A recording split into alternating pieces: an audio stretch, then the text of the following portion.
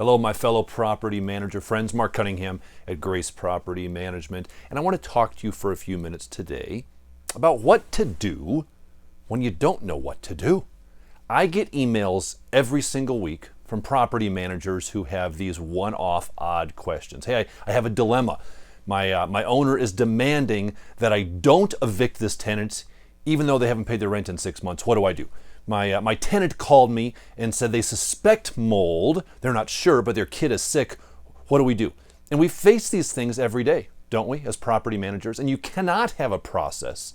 You cannot have a system for everything because things just shoot at us all day long. So what do you do when you don't have a process? It's something that doesn't happen regularly enough to create a checklist, to create a process, to follow that. How do you handle those things? Well, before I get into the details of that, for those of you that do like checklists, that do like processes, let me just quickly let you know that we have completely updated our property management system manuals, which you can download samples for free at pmbuild.com, our website. Completely updated those for 2023. Remember, if you've ever purchased any of those in the past, you get free updates forever. So if it's been a while, for those of you that have purchased those products, jump on PM Build.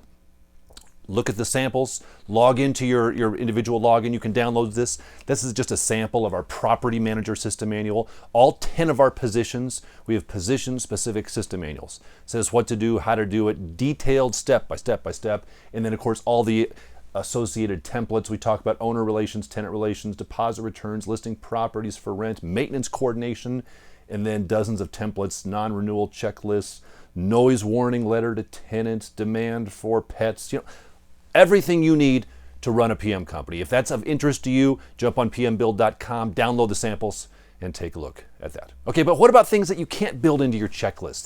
They're too one-off. They're difficult things. Well, let me walk you through 5 steps that I think will help you come to a good solution for whatever the problem has, and then we'll look at like a real-life scenario and how we apply these things to this. So number 1, stay calm and don't get emotional. Now, this you may be like, well, that's not very informative, Mark, but it is. Because when we find ourselves in the weeds, when we find ourselves sucked into these things, it is so easy to get angry, to get upset at the tenant, to get mad at the owner clients, to get upset at the vendor. Take a step back, look at it through your CEO lens, stay calm, and don't let emotions come in. That is your job as a property manager, to stay unemotional as you're trying to work through difficult situations that arise. That's number 1. Number 2, remember the job of a property manager. Remember what your job truly is as a property manager. Now, I will tell you what your job truly is as a property manager, but before I do, real quick, I want to thank the sponsor for this video. Surevester.com is the website. Liability is huge for us, guys. I do expert witness work, and every time I walk out of these things, I'm like, oh my gosh, the liability here is crazy. So Surevester has products to insure you, to insure your tenant, to insure your landlord, most importantly, to insure you. They've got a general liability policy that's going to cover you in case the tenant slips and falls, and then the owner didn't list you as co-insured like they should. I mean, this happens all the time. The easiest solution is right here. Surevester. Jump on their website. I know these guys, these are PMs that created this for PMs. Jump on their website, get the demo, find out, make sure that you have proper insurance to protect yourself from these types of things that we're talking about right there. Okay, number 2, remember the job of a property manager. At the end of the day, when we scrape everything and peel everything away, your job as a property manager is this: to make problems go away. That's it. The better you can be at making problems go away, the better you will be at property management. The more you struggle with making problems go away, the more you escalate, the more you bring emotion and drama in and don't make problems go away, the more difficulty you will have as a property manager. So that's number 2. Number 3, ask yourself this question. I love this question. When you find yourself stuck and you don't know what to do, the tenant's calling and they're mad because there's a leak in the roof and you don't know what to do, and the vendor's call, and you're just paralyzed with don't know what to do. Take a step back and ask yourself this question. What would an expert do in this situation? Now, I don't think of myself as an expert, which, by the way, you should, but you don't think of yourself as an expert. So just say, gosh, if there were truly an expert here, if I had someone who knew everything, what would they do in this situation? And I like asking that question because it gives you a different vantage point to what's going on. Maybe it's a psychological mind game. I don't know how it works, but at least for me, that's a great way to approach these things. So that's number 3. Number 4, we're going to choose the least bad option. Choose the least bad option. Normally, when we face these types of situations where the tenant's upset because a maintenance thing wasn't done and they're demanding that they pay no rent that month, or an owner's demanding that the tenant pay for all these repairs that you know should not be tenant responsibility, and you're stuck in the middle and you don't know what to do, sometimes you have to choose the least bad option. There is no perfect way out. Everybody's not going to leave all smiling and happy and loving each other. You have to choose the least bad option. You can't always solve everything. You have to realize that at the end of the day, you're a property manager. Okay? You're not a superhero. So do me a favor right now. Turn. I know this is going to sound weird, but just do it. Just do it. Turn and look over your shoulder and look onto your back. Just, go ahead. I'll give you a second. Look on your back. Can you see? Can you get it? Do you see anything on your back? Do you see? No. You don't? No. You don't see a cape back there? No. I don't see a cape on my back either. Do you? No. Guys, we are not superheroes. You're not Superman. You're not Supergirl. We are not superheroes. We cannot solve everything like a superhero can do. You're a property manager, okay? You got to choose the least bad option sometimes and explain what that is. And then finally, step 5, explain what you're going to do to make the problem go away. Explain to your owner why you are going to initiate the eviction process on this tenant that hasn't paid rent. Or explain to your owner why you're not yet going to initiate the eviction process on the tenant. Explain to your tenant what you're going to do because they think there's mold there and they think someone got sick. Explain what you're going to do.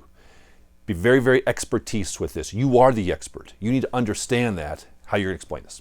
Okay, so how does this play out in a real life situation? Here's our 5 steps, right? Stay calm. Don't get emotional. Remember the job of a property manager. What would an expert do?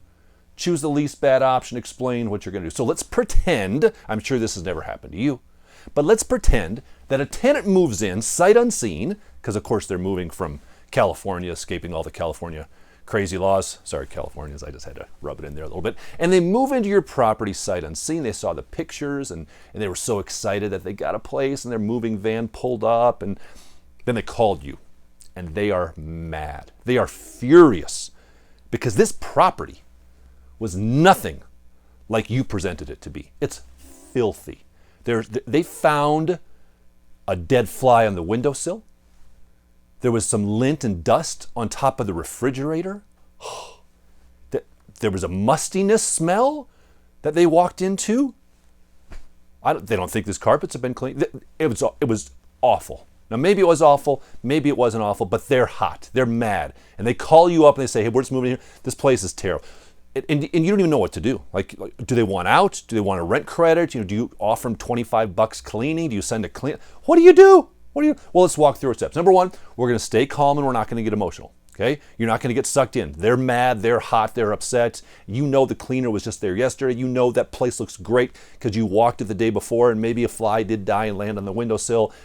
Don't get sucked in.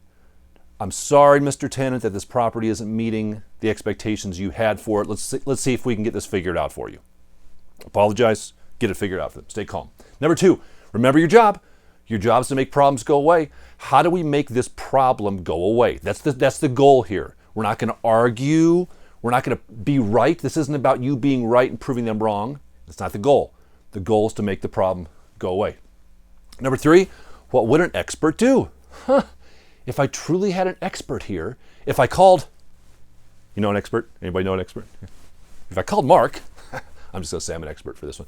If I called Marc, what would he recommend? What would we do? And maybe that gets your mind going a little bit here. Choose the least bad option. So what are our options? Well, option 1 is we can send out a cleaner. Hey, Mr. Tenant, I can send a cleaner, but they can't be there till Tuesday, and now you're going to be kind of moved in. That may not make them real happy. Another option would be to give them some money. Give them $100, $200, $300 to offset the dirtiness. Would that soothe them? And maybe not. Like maybe they're just hot. Another option would be to let them out of the lease. Gosh, if you're that unhappy, Mr. Tenant, how about I return the deposit to you and you can just, I have nowhere else to go. I know you don't, Mr. Tenant. I'm sorry about this. I'm feeling real bad for you in this.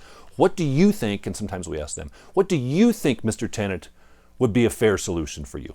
Sometimes asking that. What do you think would be a fair solution? Because sometimes they will say something that to you is like easy. They're like, well, I just want $50 off my next month's rent. Okay, great. We'll give you $50 off your next month's rent. What would make them happy? So choose the least bad option to make that problem go away, and then explain what you're going to do. Call your owner. Mr. Owner, tenant moved in. They weren't real happy with this. They're going to get a $50 rent credit. I know we had it cleaned, but we want to make them happy, and this is what we're going to have to do as the experts. When you find yourself running into these things, these 5 steps work for us pretty well when we truly don't know what to do. My friends, I hope that's a little bit helpful to you. If you want to know what to do in the normal day-to-day, go back to our website, pmbuild.com. You'll find information there. Don't forget to download those completely updated system manuals for every one of the positions. That's how we handle things from start to finish. Until next time, my friends, I wish you success.